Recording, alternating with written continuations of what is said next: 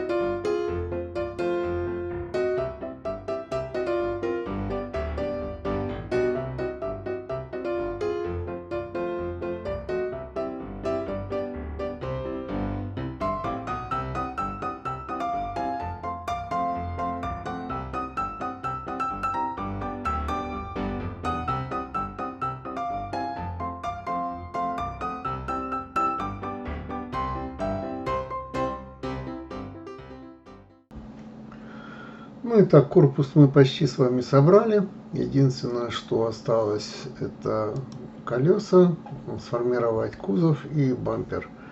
И на этом будет все. Поэтому я решил, как длинно это утомляешься смотреть, я решил разбросать это на два видео, чтобы не получилось 40 или 50 минут, пускай лучше так будет. Зато более-менее понятно. Ну все, до следующего видео, пока.